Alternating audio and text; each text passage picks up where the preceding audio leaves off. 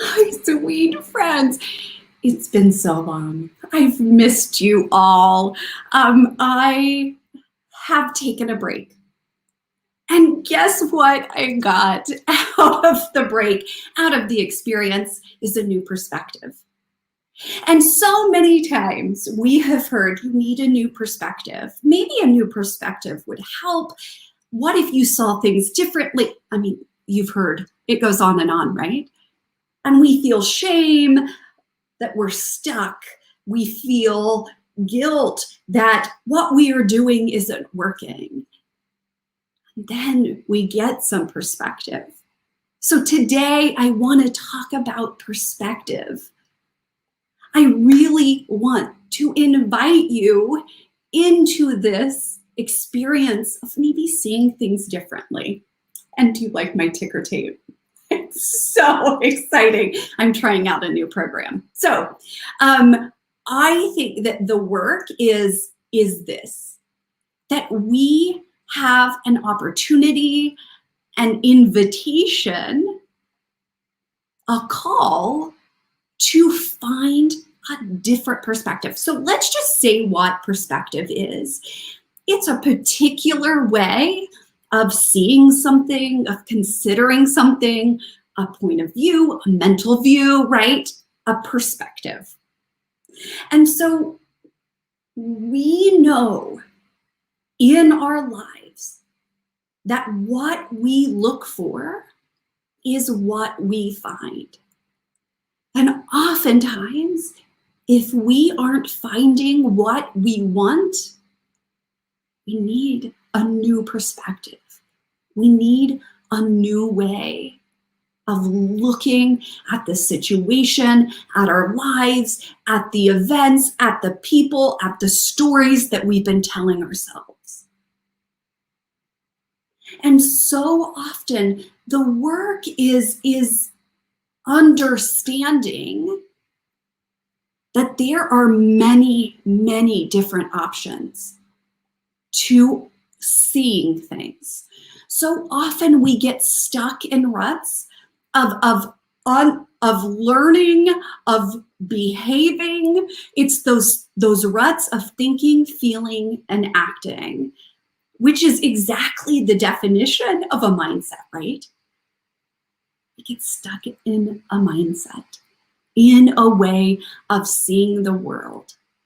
And as Maslow said, Abraham Maslow of the Maslow's hierarchy of needs, he said, what is necessary to change a person is to change his awareness, his perspective of a self. Thank you, Abraham Maslow, for that. Oh, he's brilliant. But what we need to understand is that by seeing differently, by opening up our awareness, our understanding, our self-awareness, we invite ourselves into new potential and new possibilities and new experiences. So oftentimes we get stuck and see things. So I just wanted to use my life example. I can use clients' examples, but I'm going to use my own. I saw my business. I felt overwhelmed. I wasn't growing the way I wanted to grow. I wasn't seeing. What I was finding was challenges and lack of options. And then I took a step back. I took a deep breath. And I asked myself, perhaps there is something more here. I named my options. And this is your work. Let's say that you have something that you are considering, or a situation that has happened or that is happening. I want you to name thoughts, options for thoughts. I want to name options for what you could do. I want you to name options for your emotions. And I want you to consider each perspective, each option. And I want you to ask yourself, does this perspective feel right for me? Can I see myself seeing this way, or thinking this way, or doing this thing? And what am I noticing about this perspective? What is it bringing up in me? I always say, on a scale of 1 to 10, what is your comfort level with this perspective, or this option, or this fill in the blank, right? One of the favorite activities for me to do when I'm thinking about my perspective is to really, when considering those options of all the various ways of seeing something, is to close my eyes and take a deep breath and to understand, what am I feeling in my body? What am I sensing in my body in this moment, in this perspective? And that brings us immediately in to self-awareness, that somatic experience of this perspective. You guys know, I believe the work of coaching is to impact clients' idea of self-awareness, to be mindful, to be intentional, to be thoughtful, to notice our habits, our patterns of thinking and feeling and behaving, because we know that in order to grow, we need to know ourselves. We need to know our world. We need to know our thoughts and our emotions and our actions and the results we want in our lives. When we engage in perspective thinking, when we think about these other options, we are asking ourselves to make observations of ourselves and of others, to inquire about our way of being in the world, and really not to allow this to dominate our experience, but to let it be an invitation. As Aristotle said, maybe, you guys know, we can't ever remember who said it, but knowing yourself is the beginning of all wisdom. And that I don't know who said this, maybe Aristotle, maybe Plato, let's just make it up at this point. Wisdom begins in wonder. Wonder of knowing yourself, knowing your perspective, of the experience, of the opportunity for you, and what might be coming up for you. That is the potential, that is the invitation. And I wanted to explore with you all this idea of being an observer of our lives, of being an observer of really of our perspective.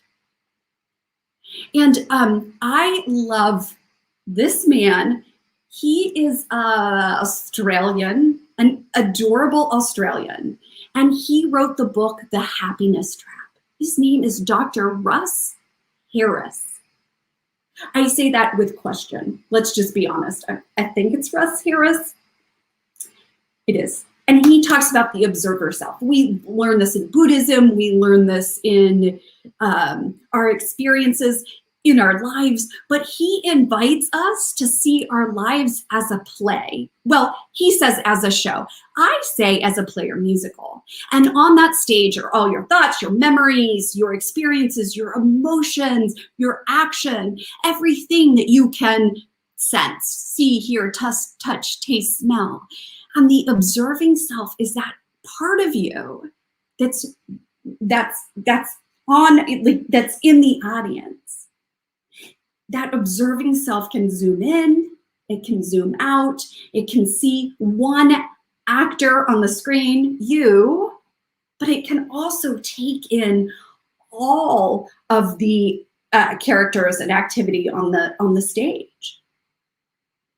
And our work, our invitation, is to get clear about that observer self.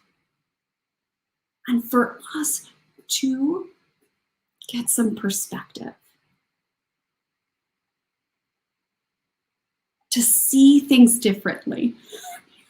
If you're listening to this on the podcast, I am dying over this very rudimentary use of ticker tapes, but I feel like an anchor that I never was, right? That I should have been. So what in your life do you need to see differently? Is it a person? Is it an event? Is someone in pain? I think about it from